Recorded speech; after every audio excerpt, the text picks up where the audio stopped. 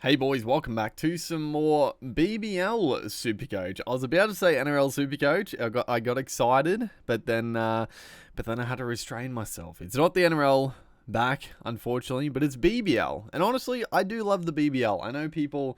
I know year on year people are getting more and more sick of the BBL and having too many games and this and that, but fuck, dude, I don't know. I like it.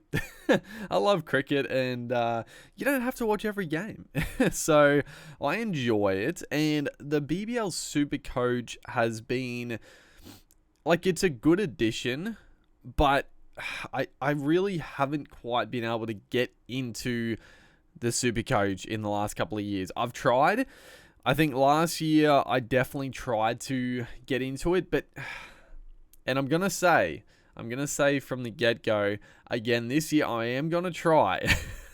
I do not promise that it's going to continue, but I will try. I'll definitely do the first couple of rounds and stuff, but we'll see if we actually sort of see through, or see it out through to the end. Because the problem is just the way the BBL tournament is set up. It's just there's so many fixtures. There's games on every night, every afternoon. And the rounds are very, they're very tricky. I know specifically, I haven't looked at the draw for the whole thing, but I know for a fact, fucking Brisbane Heat, you know how an NRL Supercoach works perfectly because every week on week, you know the rounds. You get 8 games a round and one bye. Now, one team on a bye. In the BBL, a team can have a bye or 2 byes in a row, but they could play multiple games in the same round. So Brisbane Heat, in round 1 of Supercoach, they play 3 games. Now, again, for people that aren't familiar with the way BBL Supercoach works, it adds every game in the round onto their points. So if a Brisbane Heat player plays 3 games, all 3 of those games gets added onto their score. So it's pretty insane. And it's just, that's sort of what has made it hard for me to just keep up to date with the BBL Supercoach. It's just time consuming. And I don't know, maybe it's not as bad as what I think it will be. It's just after a couple of weeks, I'm sort of I just want to sit back and enjoy the games, and I sort of lose focus. But I don't know, this year I'll try to keep up with the rounds and this and that, but we'll see. Because if we look, actually, yeah, it's not bad here. You can actually see in round one, Brisbane play Melbourne Stars on the Thursday. Then we got a Friday game, Sixers v Renegades. Then Saturday, it's so insane. It's so insane, dude. Adelaide, the Strikers play Brisbane Heat on the Saturday night. Then the Renegades have 2 games in round 1 as well against the Scorchers. Hobart play the Sixers, so the Sixers also have 2 games.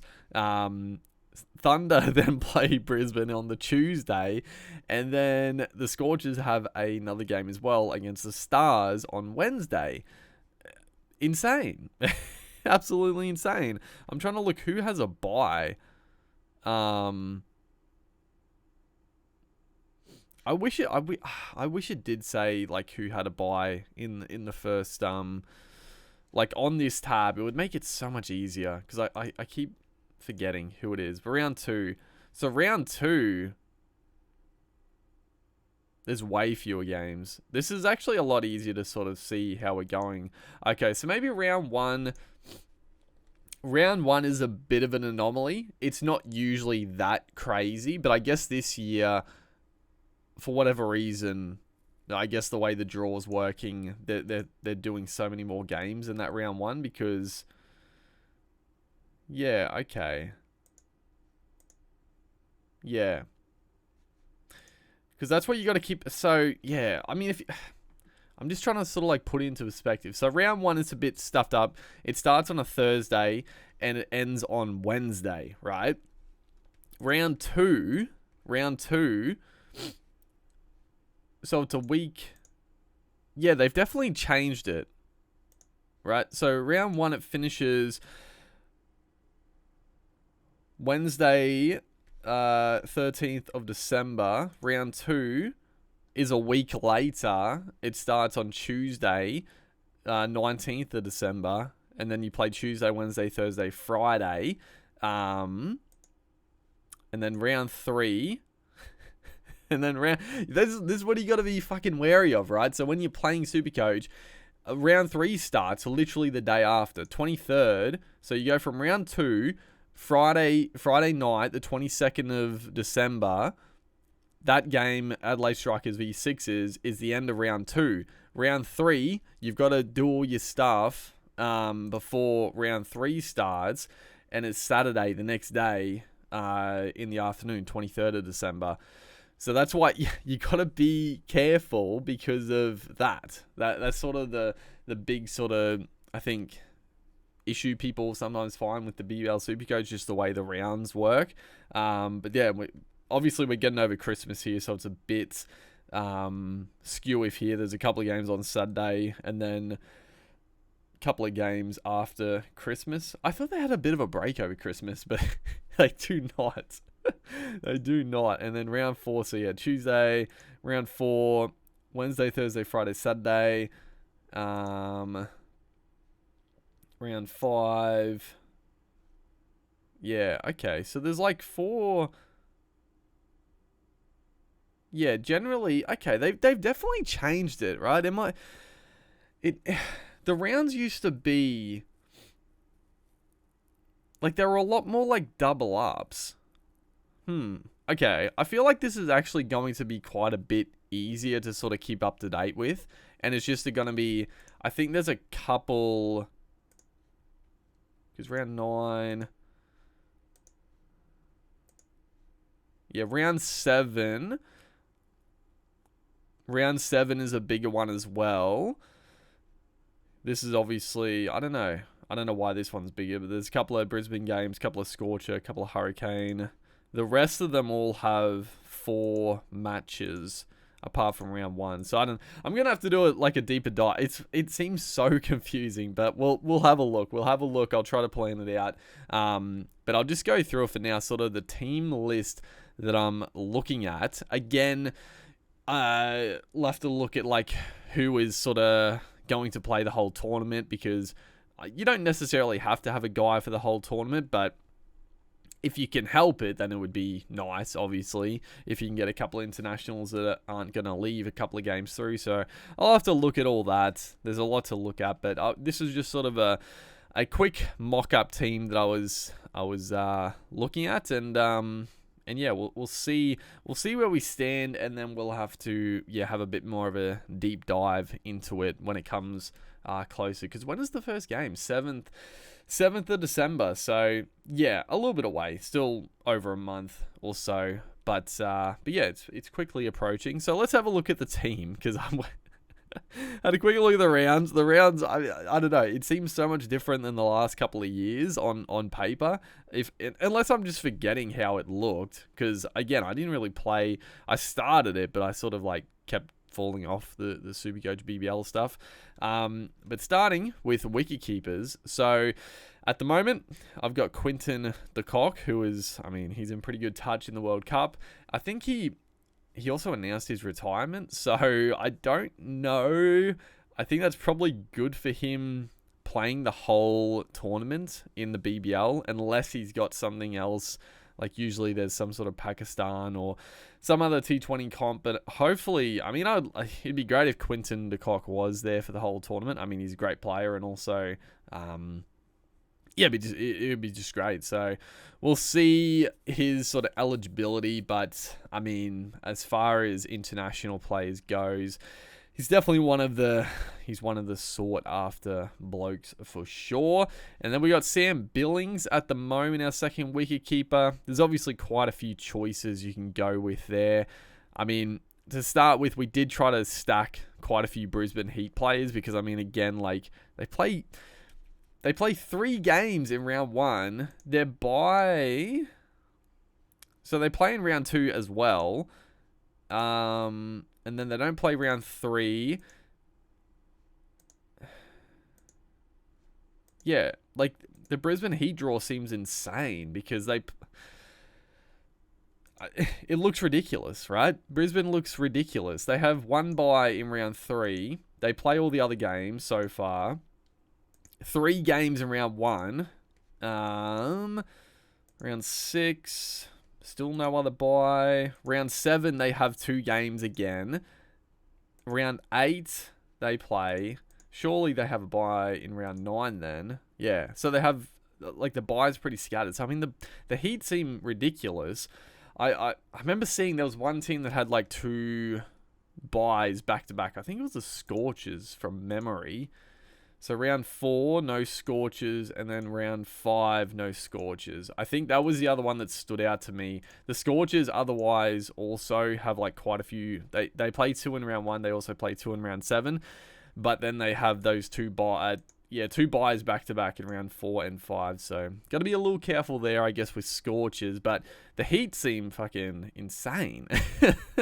So yeah, that's why we got Billings in for now. But again, depending on team list as well. So I mean, Billings has been pretty good throughout his couple of seasons in the BBL. But yeah, it'll be interesting to see what they do with the Heat lineup.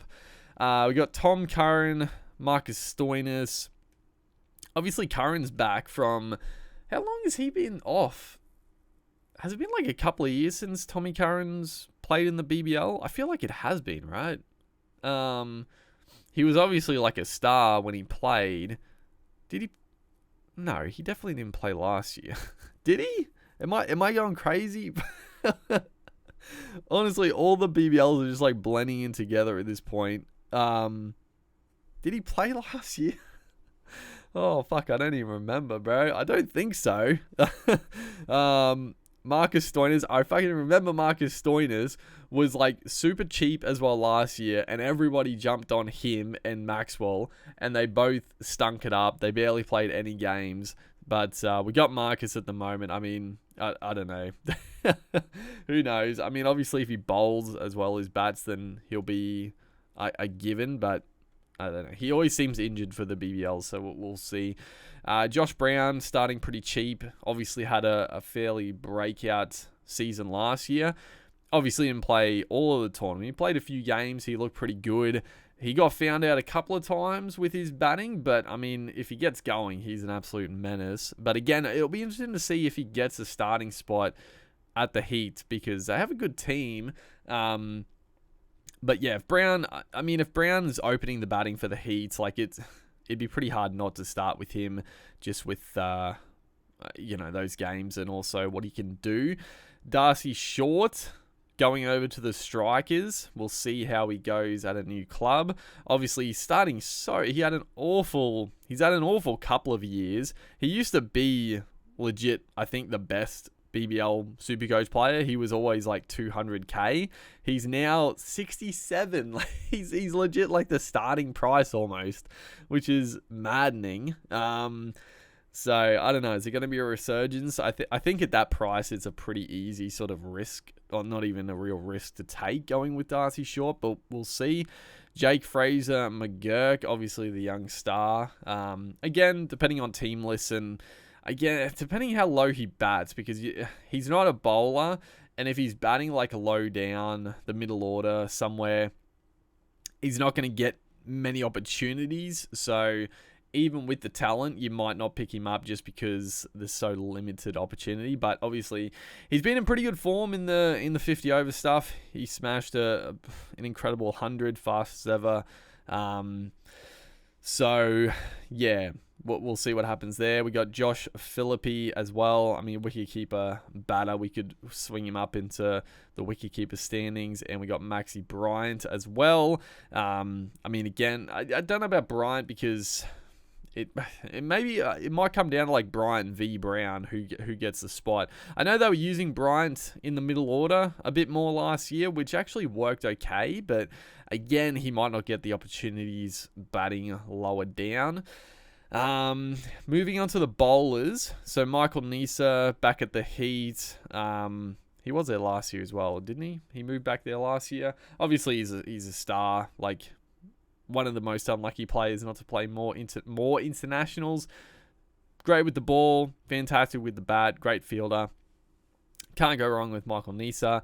Rashid Khan, he didn't have a bad tournament last year, but I think batters are starting to work him out a little bit better. He's not quite getting the wickets or the breakthroughs of, first few years he was in the comp. So I don't think Khan is necessarily a must-have, but he's won 30k. Again, like, he was one of the absolute must-haves for a couple of years, and I think not so much a bounce back, but he's just going to be a very safe option every year, really. We got Adam Zampa. We got Spencer Johnson, who looked incredible coming in last year. Again, we'll see see how the team lists line up. We got Glenn Maxwell. Got Mitch Swepson, and we got Billy Stanlake rounding it out. So that's the team. That's the team at the moment. If we have a look, who else? So unfortunately, fucking Jai Richardson has done his shoulder again. So I think he's needing another shoulder reco, which is awful. Fuck, it's so annoying, man. I love Jai Richardson. He just cannot stay on the pitch. Matty Short has been like just just in great touch the last couple of years. He sort of picked up a bit of a bowling golden arm, I guess. He gets a wicket fairly often in his first over, so he's getting some extra points there, and his batting has just been really good. So if you could try to fit him in, maybe. I don't know. That's the thing with BBL. Like, the players aren't like that expensive, but it's like, is it worth going for a little bit extra with your players' pricing? Maybe. I don't know. That's the thing. I don't really know.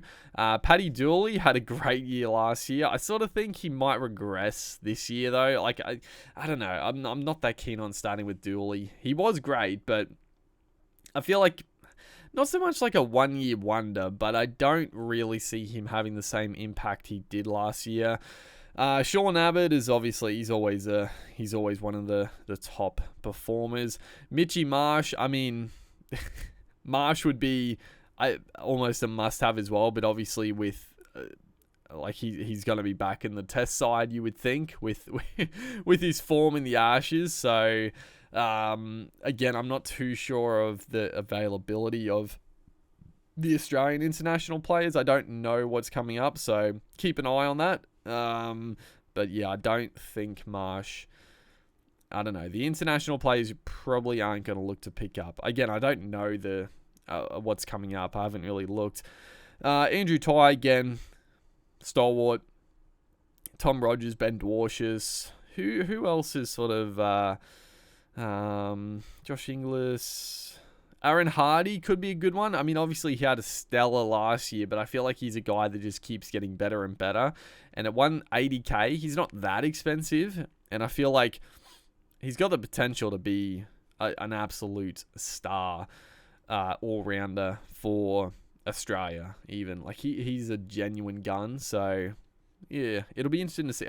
That's the thing with him, though, as well. Like, the Scorchers are so strong that he doesn't usually get that much opportunity batting in the middle order, and also bowling. He doesn't often need to bowl that many overs, so we'll see. We'll see if they give him... He did bat at 3 a few times last year as well, so it seemed like they were starting to try and turn him into a bit of a, someone who could take on more responsibility, so keep an eye out. Who else? I mean, Daniel Sams, always reliable. Didn't have his best last year. Harry Brook is back. Obviously, he played a few games. Was it last year or the year before? He didn't look very good, but obviously he started to really find his feet in international level, and I feel like he's going to have a pretty stellar year at the Stars. Again, got to wait on availability with the English players. I'm not too sure. Tim David is a classic example of a guy that could produce some big scores, but the fact he bats slow and he might only face like 10 to 20 balls, like, he's not necessarily going to score that well reliably. Cam Bancroft going to the Thunder. I feel like he started to pick up his game a bit, and 158k, it's not too bad. Colin Munro. Ooh, Colin Munro could be a good pickup. Brisbane Heat, boy. might not be a bad option. Lance Morris as well. Obviously, he has sort of skyrocketed into, I guess, potential internationals and everything with his bowling. And I guess with Richardson out as well, Lance Morris might be more dominant at the Scorchers. But I mean, that's the thing with the BBL Supercoach. I feel like you can't go too wrong with like most players. It's just you gotta nail sort of the main guys, and then just a lot of other guys just around them. I mean, Alex Hales 125k. Even Aaron Finch, I don't know. He found a bit of form at the end of last year. I don't know. Is he gonna continue that? Uzi Kawaja, 125k, cheap as. He's been a BBL star, but again with the internationals for the Aussie boys, probably can't go him. David Warner 125k. Zach Crawley 120k coming back. Ollie Davies. It's gone okay in the other formats, I think, lately. But yeah, there's a lot. There's a lot of decent options here. Chris Jordan over to the Hurricanes. Yeah, there's some good options. So I'm excited to see sort of team lists and have a look how we go. But that's just sort of the first little preview at the BBL Supercoach. There'll be plenty more videos in the lead up, and then yeah, like I said, I'm not guaranteeing a full season, because if I fall off it, I fall off it. But I'm gonna try. We'll see how we go. Hopefully, guys are enjoying the I guess a return to some Supercoach action. I'm just craving some Supercoach, man. And make sure to like and comment. I'll see you guys in the next one.